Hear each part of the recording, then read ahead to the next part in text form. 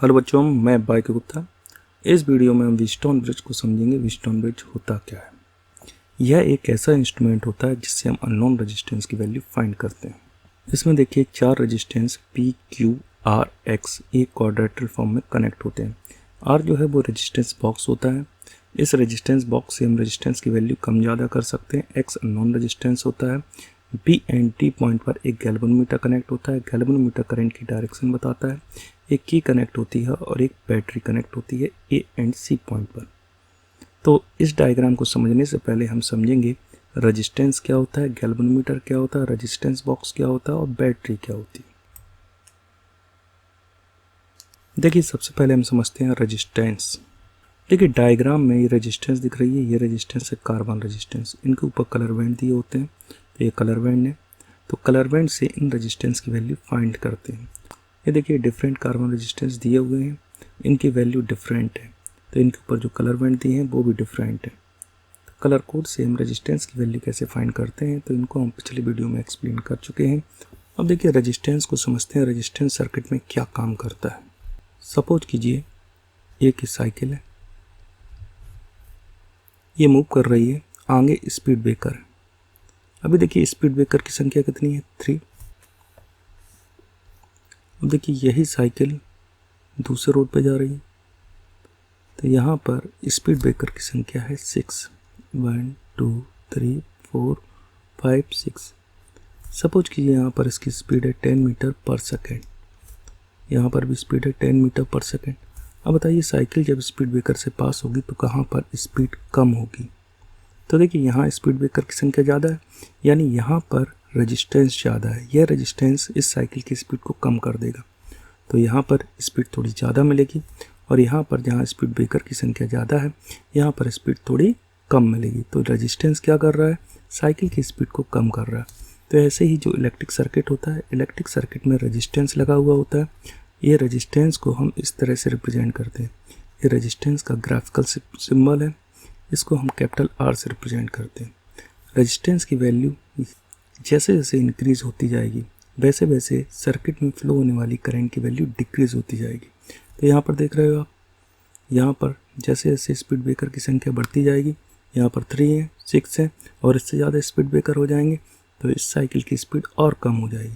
तो वैसे ही सर्किट में फ्लो होने वाली करंट रेजिस्टेंस पर डिपेंड करती है। तो रेजिस्टेंस का काम क्या हुआ, रेजिस्टेंस का वर्क हुआ किसी भी इलेक्ट्रिक सर्किट में फ्लो होने वाली करंट को अपोज करना। रेजिस्टेंस की वैल्यू इंक्रीज होगी तो सर्किट में फ्लो होने वाली करंट की वैल्यू डिक्रीज होगी। तो एक सर्किट में करंट फ्लो हो रही है, करंट I फ्लो हो रही है, रेजिस्टेंस सपोज कीजिए 2 ओम है। अब रेजिस्टेंस की वैल्यू सपोज कीजिए 4 ओम कर दी, करंट की वैल्यू I है। तो देखिए जब रेजिस्टेंस 2 ओम है तो करंट I है, रेजिस्टेंस की वैल्यू 4 ओम हो गई, डबल कर दी रेजिस्टेंस तो करंट डिक्रीज हो जाएगी, हाफ हो जाएगी I/2। तो इस तरह किसी भी सर्किट में जो रेजिस्टेंस होता है वो करंट के फ्लो होने का अपोज करता है। अब हम समझते हैं गैल्वेनोमीटर क्या होता है। गैल्वेनोमीटर, ये गैल्वेनोमीटर है। देखिए यहाँ पर रेड है, यानी यहाँ पॉजिटिव सप्लाई दी जाएगी, यहाँ बैटरी से नेगेटिव सप्लाई दी जाएगी। ब्लैक टर्मिनल पर 2 टर्मिनल है, एक रेड है एक ब्लैक है। यहाँ पर ये 0 इंडिकेशन है और यहाँ पर 10 20 30 दिया हुआ, यहाँ पर 10 20 30 दिया हुआ। तो गैल्वेनोमीटर एक ऐसी डिवाइस होती है जिससे किसी भी इलेक्ट्रिक सर्किट में कनेक्ट किया जाता है। यह इलेक्ट्रिक सर्किट में फ्लो होने वाली करंट की डायरेक्शन को बताता है कि करंट क्लॉकवाइज फ्लो हो रही है, एंटी क्लॉकवाइज फ्लो हो रही है। और स्मॉल वैल्यू में करंट को भी हम मेज़र कर सकते हैं। तो इसके पॉजिटिव टर्मिनल को बैटरी के पॉजिटिव टर्मिनल से कनेक्ट कर देंगे और इसके नेगेटिव टर्मिनल को बैटरी के नेगेटिव टर्मिनल से कनेक्ट कर देंगे। और इसके सीरीज़ में रेजिस्टेंस लगी होगी जिससे इसमें करंट फ्लो होगी। ये करंट है, पॉजिटिव से नेगेटिव की तरफ जाएगी, तो ये निडल जो 0 पर है यह अपनी 0 की कंडीशन से डिफ्लेक्ट हो जाएगी, यानी इस तरह ये डिफ्लेक्ट हो गई। अब यदि हम बैटरी की डायरेक्शन चेंज कर दें, यानी अब ये पॉजिटिव कर दिया, ये नेगेटिव कर दिया, तो देखिए ये पॉजिटिव हो गया, ये नेगेटिव हो गया, करंट इस डायरेक्शन में फ्लो होगी।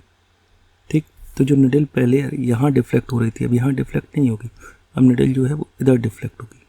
तो यानी करंट की डायरेक्शन चेंज हो जाएगी।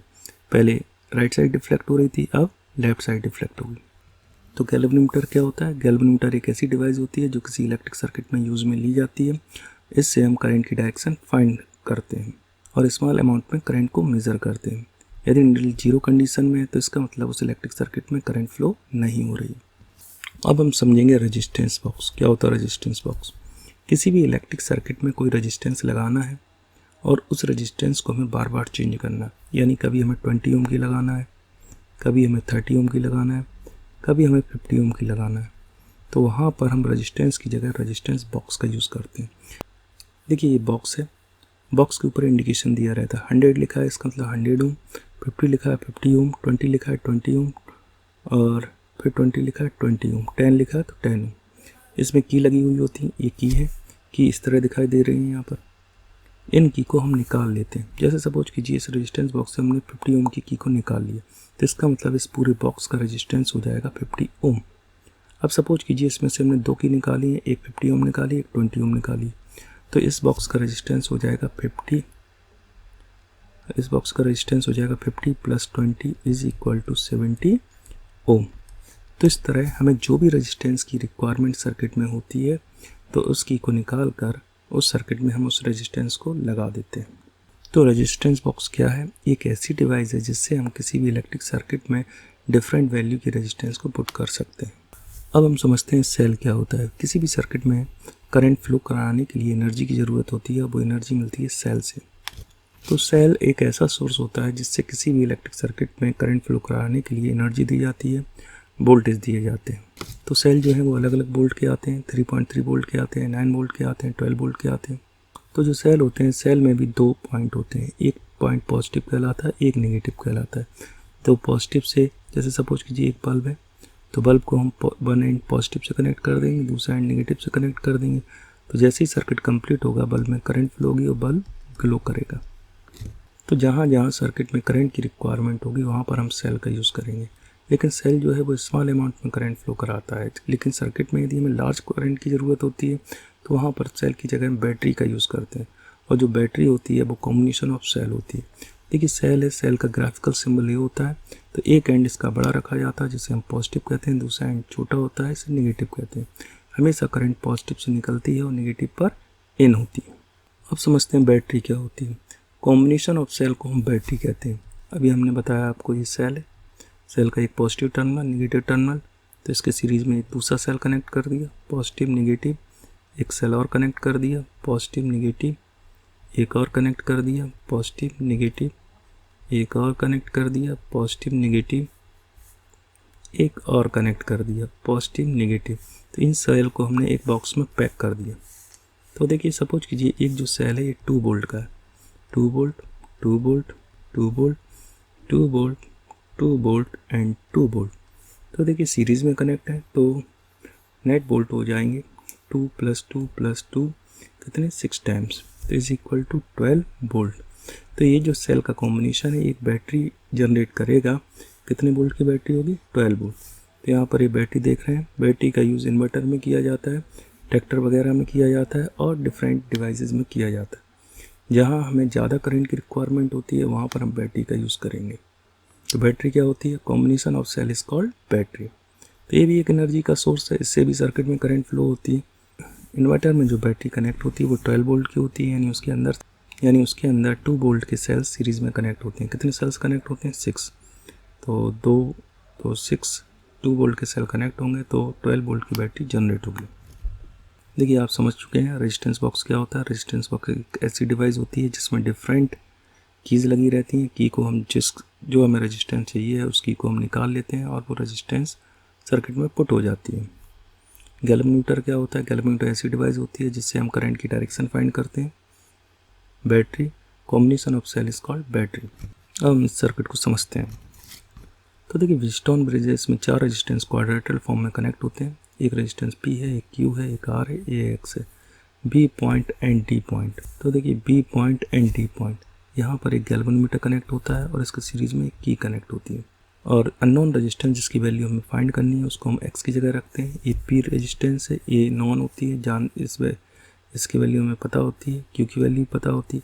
और रेजिस्टेंस बॉक्स है, इसकी वैल्यू हम चेंज करते हैं। इसकी वैल्यू हम तब तक चेंज करते हैं जब तक इस गैल्वेनोमीटर की निडल जो निडल रहती है वो किस कंडीशन पे ना हो जाए, जीरो पे। जैसी निडल जीरो पे होती है तो उसे हम बैलेंस ब्रिजस्टोन ब्रिज कहते हैं।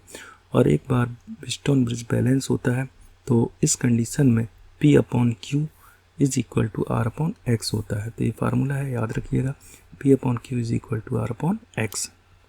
किस कंडीशन में, बैलेंस कंडीशन में। अब इसको थोड़ा समझते हैं।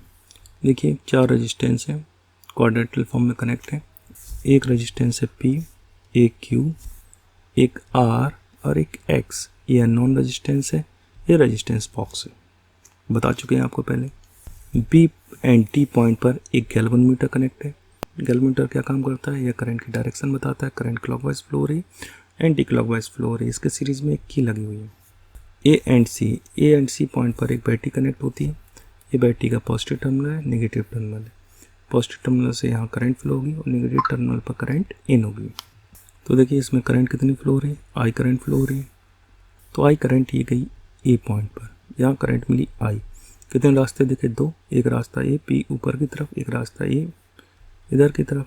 तो सपोज कीजिए ए पी रेजिस्टेंस में करंट फ्लो हो रही है I1 और नीचे यहाँ करंट फ्लो हो रही है I2। देखिए I1 करंट ऊपर जा रही है। सपोज कीजिए एक की ओपन है तो I1 करंट बी पॉइंट पर आएगी और यही करंट क्यू रेजिस्टेंस में भी फ्लो होगी। तो क्यू रेजिस्टेंस में भी I1 करंट फ्लो होगी। यहाँ पर करंट कितनी थी, I2। तो यहाँ पर करंट कितनी थी, I2। तो I2 करंट आर रेजिस्टेंस में फ्लो होगी, डी पॉइंट पर आएगी और यही करंट एक्स रेजिस्टेंस में भी जाएगी, I2। अब की को यदि हम प्रेस कर देते हैं, रेजिस्टेंस बॉक्स से रेजिस्टेंस को एडजस्ट करते हैं कि गैल्वेनोमीटर में कोई करंट फ्लो ना हो, तो P/Q इज इक्वल टू होता है R/X। अब देखिए हम इसकी प्रूविंग करते हैं। तो A, B, C, T 4 resistance P, Q, R and X quadrilateral form में कनेक्ट है। B एंड T पॉइंट पर गैल्वेनोमीटर कनेक्ट है, की कनेक्ट है। A एंड C पॉइंट पर एक बैटरी कनेक्ट है जिसका EMF है E। तो जैसे ही सर्किट में करंट फ्लो होती है I, तो यह करंट A पॉइंट पर आए, 2 रास्ते दिखे। तो ऊपर P रेजिस्टेंस में करंट फ्लो हो रही है I1 और R रेजिस्टेंस में करंट फ्लो हो रही है I2। करंट आगे गई B पॉइंट पर, कितनी करंट आ रही है, I1 आ रही है। तो यहाँ से फिर 2 रास्ते दिखे, एक यहाँ पर और एक यहाँ पर। तो यानी Q रेजिस्टेंस में करंट कितनी फ्लो हो रही, तो एक रेजिस्टेंस यहाँ गैल्वेनोमीटर में लेट करंट फ्लो हो रही I3। तो बची करंट कितनी है, I1 यहाँ पर आ रही थी और यहाँ फ्लो हो रही I3, तो बची I1 माइनस I3। तो Q रेजिस्टेंस में करंट फ्लो होगी I1 माइनस I3। तो यहाँ पर करंट कितनी आ रही है, R रेजिस्टेंस में I2 डी पॉइंट पर गई। तो गैल्वेनोमीटर से ऊपर से कितनी आ रही I3, तो I2 प्लस I3 ये किस रेजिस्टेंस में फ्लो होगी, X रेजिस्टेंस में यहाँ पर फ्लो होगी। और ये करंट किस पॉइंट पर आएगी, C पॉइंट पर आएगी। यहाँ से ये करंट बैटरी के नेगेटिव टर्मिनल पर इन हो जाएगी। तो यहाँ पर हम देख रहे हैं एक लूप बन रहा है, ये लूप है फर्स्ट लूप, एक लूप ये बन रहा है, ये लूप है सेकंड लूप। तो applying Kirchhoff second law for loop ABDA। तो देखिए एक लूप है ABDA फर्स्ट लूप। तो इस लूप के लिए हम किरचॉफ सेकंड लॉ लगाते हैं। अब देखिए किरचॉफ सेकंड लॉ से क्या होता है, सेकंड लॉ, किसी भी क्लोज लूप में टोटल EMF उस क्लोज लूप में फ्लो होने वाली करंट रेजिस्टेंस के प्रोडक्ट के अलजेब्रिक सम के इक्वल होता है। तो इसमें कोई बैटरी तो कनेक्ट है नहीं है फर्स्ट लूप में, तो टोटल EMF कितना हो गया, 0। अगर बैटरी कनेक्ट होती तो EMF होता, ठीक। अब इसमें कितनी रेजिस्टेंस है, P है, R है और G है। इनमें फ्लो होने वाली करंट क्या है, P में I1 हो रही है, G में I3 हो रही है, R में I2 हो रही है। तो इनके प्रोडक्ट लिख लेंगे। तो देखिए I1P, P में I1 करंट है तो I1P, G में I3 करंट है तो I3G, R में I2 करंट है तो I2R इज इक्वल टू 0। 0 क्यों आया, क्योंकि इस लूप में कोई बैटरी कनेक्ट नहीं है। तो टोटल EMF इस लूप के लिए कितना हो जाएगा, 0। और मैंने साइन कन्वेंशन आपको बताया था, यदि करंट एंटी क्लॉकवाइज फ्लो हो रही, एंटी क्लॉकवाइज मतलब ऐसी, तो करंट I कैसी लेंगे, पॉजिटिव लेंगे। यदि करंट ऐसी फ्लो हो रही है तो I कैसी लेंगे, नेगेटिव लेंगे। तो देखिए I1 करंट कैसी, I1 है, ये इधर जा रही इधर, तो ऐसी फ्लो हो रही क्लॉकवाइज, घड़ी किसी की दिशा में फ्लो हो रही है तो कैसी आएगी ये करंट, नेगेटिव, माइनस का साइन लगा देंगे। अब देखिए I3 कैसी है, I3 कहाँ, ये यानी गैल्वन मीटर में जा रही है, ये ऐसी जा रही ऐसी, तो इस लूप के लिए ऐसी होगी करंट, तो ऐसी करंट मतलब क्लॉकवाइज, क्लॉकवाइज के लिए कौन सा साइन लेंगे, निगेटिव। तो I1 कैसी फ्लो हो रही है, I1 क्लॉकवाइज फ्लो हो रही है, तो I1 नेगेटिव। I3 कैसी फ्लो हो रही है, यह भी क्लॉकवाइज फ्लो हो रही है, तो I3 नेगेटिव। I2 कैसी फ्लो हो रही है, I2 ये करंट देखिए ऐसी जा रही है, यानी ऐसी जाएगी फिर ऐसी जाएगी फिर ऐसी जाएगी, ऐसी ऐसी ऐसी, तो इस तरह से। तो यह कैसी डायरेक्शन होगी, क्लॉकवाइज एंटी क्लॉकवाइज, तो यह होगी एंटी क्लॉकवाइज। तो एंटी क्लॉकवाइज कैसी लेते हैं, positive. For closed part B C D B of the circuit, अब देखिए बी डी सी बी, तो second loop B D C B, इसमें किरचॉफ सेकंड लॉ लगाएंगे। तो इस लूप के लिए भी second law, total EMF for the close loop is equal to algebraic sum of product of resistance and current for that loop. तो इसमें क्या कोई बैटरी कनेक्ट है, देखिए कोई बैटरी कनेक्ट नहीं है इस लूप में, टोटल ईएमएफ 0 हो जाएगा, टोटल ईएमएफ 0। अब इसमें रेजिस्टेंस और करंट का प्रोडक्ट लिख लेंगे। तो देखिए क्यू में करंट कितनी है, I1 माइनस I3, तो I1 minus I3 multiply Q, I1 minus I3 multiply Q. X में कितनी करंट फ्लो हो रही है, एक्स में करंट ये फ्लो हो रही है I2 प्लस I3, तो I2 plus I3 multiply x. और जी गैल्वन मीटर में कितनी करंट फ्लो हो रही है, I3, तो I3 मल्टीप्लाई जी। अब देखिए करंट का साइन कन्वेंशन लेंगे, देखेंगे कौन सी करंट क्लॉकवाइज है, एंटी क्लॉकवाइज। यदि करंट एंटी क्लॉकवाइज सर्किट में फ्लो हो रही है तो प्लस लेंगे, क्लॉकवाइज फ्लो हो रही है तो माइनस लेंगे। तो क्यू में करंट, क्यू ये है I1 माइनस I3, देखिए I1 माइनस I3 ये है, तो ये ऐसी जाएगी ऐसी जाएगी फिर ऐसी जाएगी, यानी ये। तो देखिए क्लॉकवाइज है, क्लॉकवाइज के लिए क्या लेते हैं, माइनस, तो यहाँ पर माइनस का साइन आएगा। एक्स में करंट क्या सी फ्लो हो रही है, ये एक्स है, एक्स में करंट फ्लो हो रही है ये ऐसे, ये तो ये क्या है, क्लॉकवाइज है एंटी क्लॉकवाइज बताइए, यानी ऐसे, ये है एंटी क्लॉकवाइज, एंटी क्लॉकवाइज के लिए प्लस, तो यहाँ पर प्लस का साइन आएगा जी। ये गैल्वन मीटर में करंट कैसी फ्लो हो रही है, ये देखिए ऐसी आई फिर ऐसी जाएगी फिर ऐसी जाएगी, यानी ये कैसी होगी, एंटी क्लॉकवाइज। एंटी क्लॉकवाइज के लिए क्या लेते हैं, माइनस के प्लस लेते हैं, तो यहाँ पर प्लस हो जाएगा। तो इस तरह हम करंट के साइन को पुट कर सकते हैं। अब हम की को प्रेस कर देते हैं, ठीक है, और रेजिस्टेंस बॉक्स से रेजिस्टेंस को ऐसे एडजस्ट करते हैं कि इसमें करंट फ्लो नहीं हो रही है, यानी गैल्वन मीटर की निडल है, ये निडल जो गैल्वन मीटर की है किस पर है, ये 0 पर है, तो कोई डिफ्लेक्शन नहीं हो रहा है, तो बैलेंस व्हीटस्टोन ब्रिज से P/Q is equal to R/X होता है, ठीक। और इसमें कोई डिफ्लेक्शन नहीं हो रहा है, इसका मतलब है इसमें कोई करंट फ्लो नहीं हो रही, तो I3 इज इक्वल टू कितना हो जाएगा, I3 इज इक्वल टू हो जाएगा 0, क्लियर। यदि गैल्वेनोमीटर में करंट फ्लो नहीं हो रही है तो इसका मतलब I3 इज इक्वल टू 0। तो जो फर्स्ट इक्वेशन है ये, इसमें हम I3 is equal to 0 put करेंगे। तो देखिए फर्स्ट इक्वेशन को यहाँ पर पुट कर लेंगे, -I1P minus I3G plus I2R is equal to 0। तो ये फर्स्ट इक्वेशन है, फर्स्ट इक्वेशन में क्या पुट कर देंगे, I3, तो इसमें I3 is equal to 0 put कर देंगे। तो देखिए I3 0 पुट किया तो ये 0 हो गया, तो -I1P प्लस I2R, तो -I1P plus I2R is equal to हो जाएगा 0, ठीक है। माइनस के इधर ले जाएंगे तो I2R is equal to I1P हो जाएगा, या हम इसको लिख सकते हैं, क्या लिख सकते हैं इसको, I1P is equal to I2R। अब देखिए सेकेंड इक्वेशन में भी हम I3 is equal to 0 put करेंगे।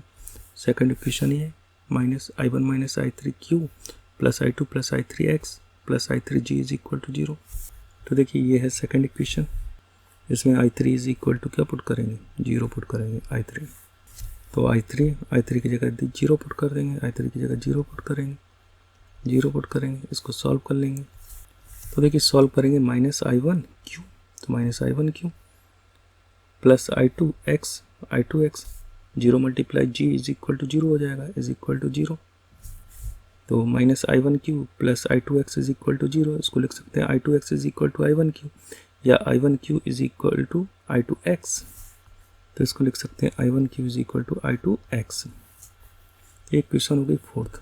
तो देखिए ये थर्ड इक्वेशन है और एक फोर्थ इक्वेशन है, तो इन दोनों इक्वेशन को हम लेंगे। तो पहले हम थर्ड इक्वेशन पुट करेंगे। Third equation I1P is equal to I2R। अब लेंगे fourth equation I1Q is equal to I2X। अब थर्ड एंड फोर्थ इक्वेशन को डिवाइड कर देंगे, तो थर्ड फोर्थ को डिवाइड करिए, तो I1P upon Q is equal to I2R upon I2X। I1 से I1 कैंसिल हो जाएगा, I2 से I2 कैंसिल हो जाएगा, क्या आ जाएगा P upon Q is equal to R upon X। P upon Q is equal to R upon X। तो ये बैलेंस व्हीटस्टोन ब्रिज का फार्मूला है, याद रखिएगा। यानी चार रेजिस्टेंस क्वाड्रेलेटरल फॉर्म में कनेक्ट हैं। रेजिस्टेंस बॉक्स से रेजिस्टेंस इस प्रकार चेंज करेंगे, गैल्वेनोमीटर में जो डिफ्लेक्शन है वो क्या हो जाए, 0 हो जाए। तो इसको हम बैलेंस व्हीटस्टोन ब्रिज कहते हैं। और बैलेंस व्हीटस्टोन ब्रिज होगा तो P upon Q is equal to R upon X होगा। P की वैल्यू पता होगी, Q की वैल्यू पता होगी, R की वैल्यू पता होगी, X की वैल्यू आपको फाइंड करनी होगी। तो हम X की वैल्यू फाइंड कर सकते हैं।